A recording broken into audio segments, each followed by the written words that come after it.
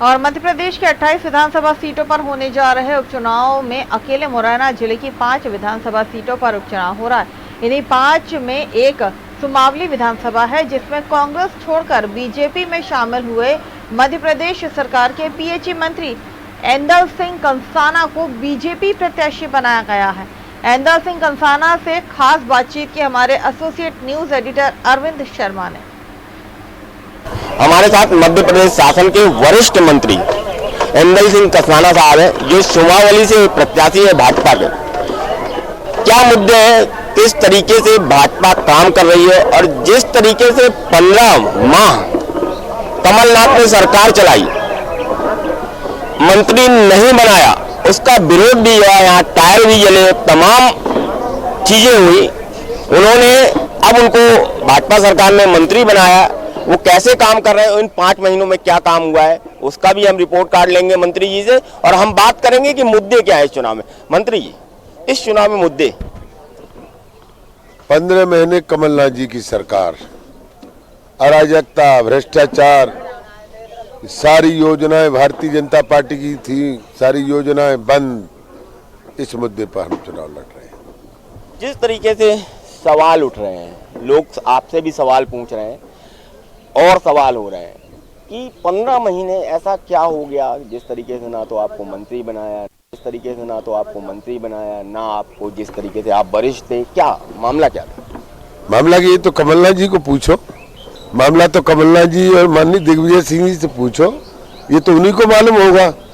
मैं तो अपने घर सो रहा था, उन्होंने कहा कि कमलनाथ जी अगर सीएम होंगे तो शपथ के लिए तैयार रहना। जब शपथ हो गई, मुझे पता लगा कि मुझे बुलाया नहीं घर से, मैं अपने घर रहा। मेरे घर पे आ गए सारे नेता और उन्होंने मेरे से कहा कि भाई क्या नाम है, अभी नाराजगी काहे की? अब तो मैंने उसी दिन कह दिया था, शपथ के ही दिन, कि ये सरकार को हम 5 साल नहीं चलने देंगे। तो उन्होंने कहा क्यों? मैं देश आजाद हुए 70 साल हो गए और मुरैना जिले में 6 की 6 सीटों कांग्रेस ने दी और मुरैना जिले की जनता का अपमान किया तुमने। ये मेरा अपमान नहीं था, ये मुरैना जिले की जनता का अपमान था। 6 सीट थी, आज तक 6 सीट कांग्रेस की कभी नहीं आई।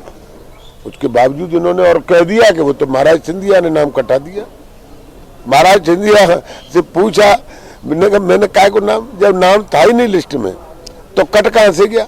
महाराज तो आम सभा जहाँ हो रही है क्षेत्र में सब में कह रहे हैं। तो ये सारी बातें फाल्स थी नहीं की।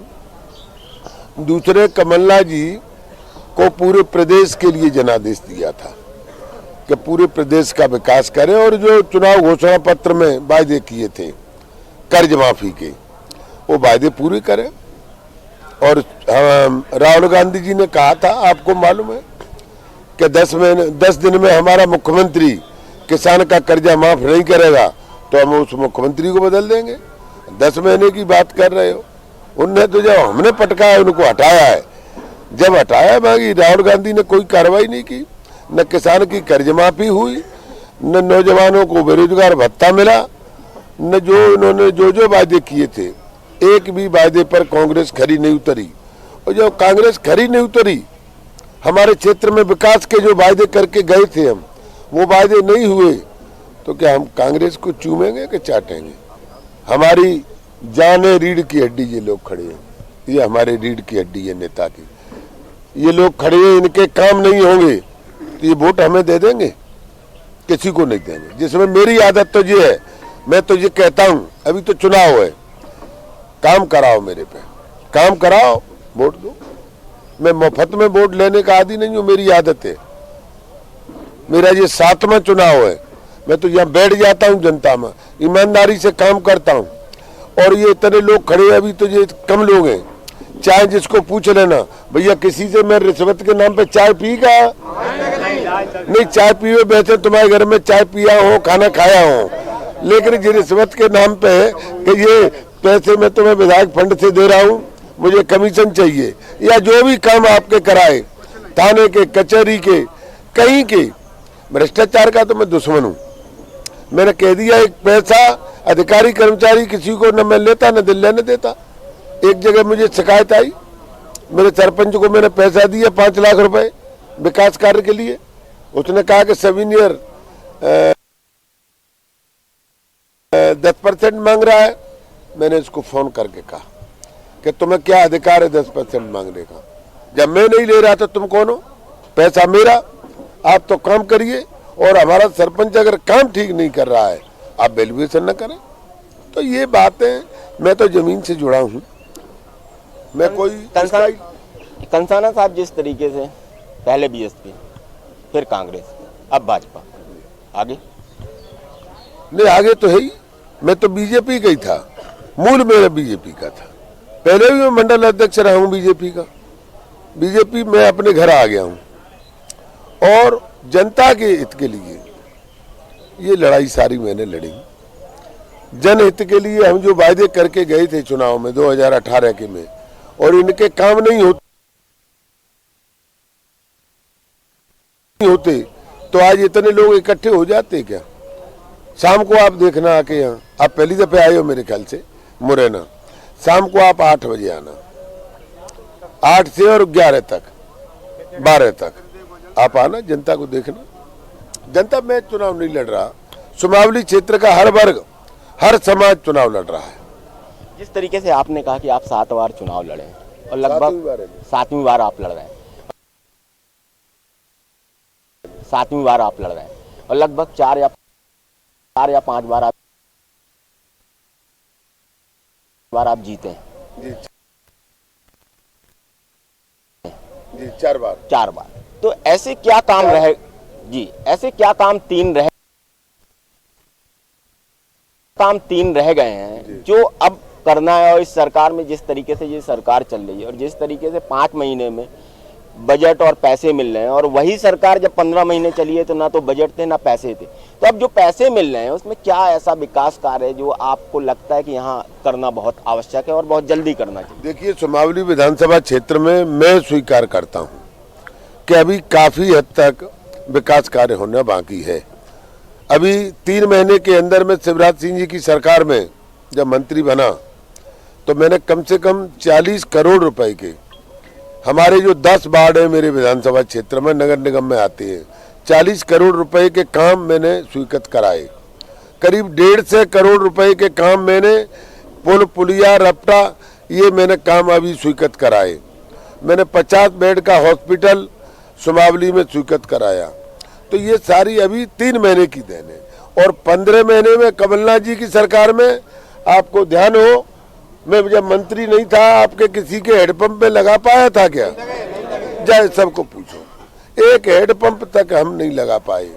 आज हमने कम से कम 200 करोड़ के काम सुमावली क्षेत्र में चल रहे हैं और आने वाले 3 साल में मैंने जनता को भरोसा दिलाया है। जनता मेरे भरोसा करती है। सुमावली का मैं विकास के नाम पे नक्शा बदलूंगा। हर घर को स्वच्छ पीने का पानी देंगे, नल जल योजना हम लगवाएंगे। चूंकि इस विभाग का, रुको भाई, इस विभाग का मैं मंत्री हूँ। दूसरे हमारी एक भी मेरी ये योजना है, चाहे वो गांव हो चाहे शहर हो, 10 फीट जमीन भी गांव में जहाँ हमारे लोग रहते हैं कच्ची नहीं छोड़ूंगा। दूर नहीं मिलेगी, कीच नहीं मिलेगी। माताएं बहनों को हेडपंप पे नहीं जाना पड़ेगा, नल खोलो पानी पियो। 2024 तक हमारे प्रधानमंत्री जी की निर्देश है और उनकी मंशा है। मध्य प्रदेश सरकार के, मध्य प्रदेश के मुख्यमंत्री माननीय शिवराज सिंह जी की इच्छा है, मंशा है उनकी, और उनके हमें स्पष्ट निर्देश है कि 2024 तक हर घर को हम पानी पिलाएंगे नल के द्वारा। ये जिस तरीके से कंसाना जी सरकार चल रही है, और स्वाभाविक है कि सरकार जब चलती है तो काम होते हैं, और वो 15 महीने काम नहीं है। यही सरकार 15 साल भी चली है। 15 साल वर्सेस 15 महीने वर्सेस 5 महीने, आप किस को आप बेहतर मानते हैं? देखिए, शिवराज सिंह जी विकास पुरुष है। उनकी मंशा है कि हर पिछले छोर पर खड़ा व्यक्ति, गरीब, उस तक लाभ पहुंचे। वो विकास के नाम पे वो 24 घंटे सोचते रहते हैं। ऐसे ही हमारे जिले के सांसद हैं, भारत सरकार में केंद्रीय मंत्री है नरेंद्र सिंह जी तोमर साहब। दोनों की इस प्रकार की जोड़ी है काम करने की कि उनका कोई तोड़ नहीं। मैं कहता हूं वो दोनों खड़े हो जाएं और इधर कमलनाथ जी को और दिग्विजय सिंह जी को खड़ा कर दो और जनता पे हाथ उठवा लो। वोट तो बात की बात है, हाथ उठवा लो और जनता से ये कहो कि एक तरफ दिग्विजय सिंह जी, कमलनाथ जी, एक तरफ नरेंद्र सिंह जी और शिवराज सिंह जी, किसको वोट देना चाहते हो? मैं आपसे ही पूछना चाहता हूं, किसको वोट देना चाहते हो? नहीं, नरेंद्र सिंह जी, शिवराज सिंह को, नरेंद्र सिंह, शिवराज सिंह या दिग्विजय सिंह और कमलनाथ, किसको देना चाहते हो? दिग्विजय सिंह तो बनता धारे एमपी के। एंगल सिंह साहब, जिस तरीके से भाषा का स्तर इस चुनाव में गिरा है, एक प्रदेश का मुखिया जो पूर्व हो गया है वो यदि किसी महिला को इस तरीके टिप्पणी करता है, दूसरी बात एक आपका प्रत्याशी आपके बगल के क्षेत्र का है यदि कहता है कि यहाँ पे बयान होते तो उसकी लाश जाती, क्या ये चीज़ें चुनाव में उचित हैं? बड़ा दुर्भाग्य है। मैं तो ये कहूँगा कि माननीय कमलनाथ जी काफ़ी सीनियर लीडर हैं और बुजुर्ग हैं वो, और उन्होंने जो बयान दिया है उस बयान को हम दोबारा रिपीट नहीं कर सकते। अगर रिपीट करते हैं तो मुझे खुद ही शर्म लगेगी। तो ये एक बौखलाहट का प्रतीक है। ये जब कुर्सी गई है ना उनकी, तो ये बौखलाहट है। वरना आप देखिए एक दलित महिला के बारे में, एक मंत्री दलित महिला, बेचारे किसी बाप की बेटी होगी वो, है किसी माँ की बेटी होगी, और उनके बारे में इस प्रकार का असंसदीय बयान देना, ये दुर्भाग्य। मैंने तो जब बयान पढ़ा तो मैं तो भाई बिल्कुल बड़े सत्ते में आ गया कि भाई कमलनाथ जी जैसे सीनियर आदमी और इस प्रकार के तुम बयान दे रहे हो तो जनता माफ नहीं करेगी ऐसे लोगों को, मुझे तो मालूम है। तो ये थे एंगल सिंह कंसाना साहब। इनका मानना है कि जो भाजपा में आए हैं ये घर वापसी है और वो घर अपने लौटे हैं। दूसरी बात, जिस तरीके से क्षेत्र में विकास हो रहा था और जो 15 महीने की सरकार चल रही थी, उस सरकार ने ना तो पैसे दिए ना काम हुए। अभी 3 महीने उनको मंत्री बने हुआ है और 3 महीने में जिस तरीके से उनका कहना है कि यहाँ पे पर्याप्त विकास कार्य चालू हो गए हैं और आगे भी ये विकास की जो गंगा है वो बहती रहेगी। साजेब के साथ अरविंद शर्मा, न्यूज़ वर्ल्ड, मुरैना।